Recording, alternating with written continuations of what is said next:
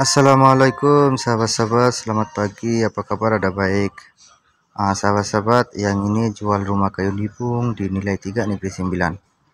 Ada yang 2 tingkat, ada rumah mini, ada gazebo, ada rumah 1 bilik, dan ada rumah 2 bilik, ada 2 tingkat, desain macam-macam ada.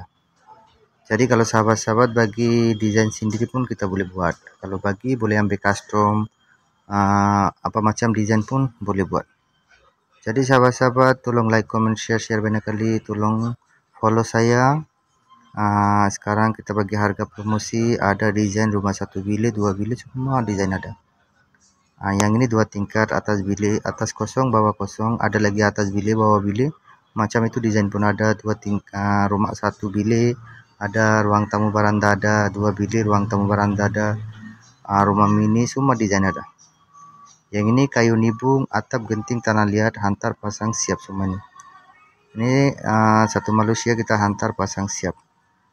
Kita punya showroom dekat nilai 3 Negeri 9. Kalau sahabat-sahabat nak tengok boleh datang.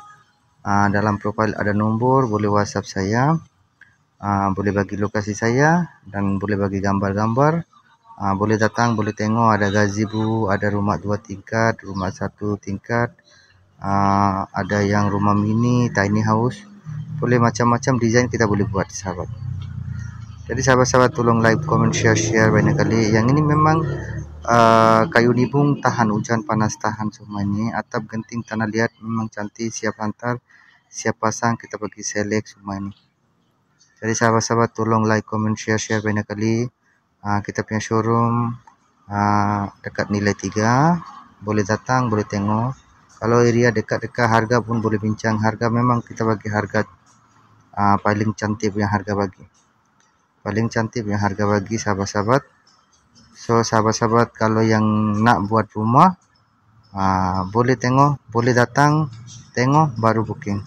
Assalamualaikum.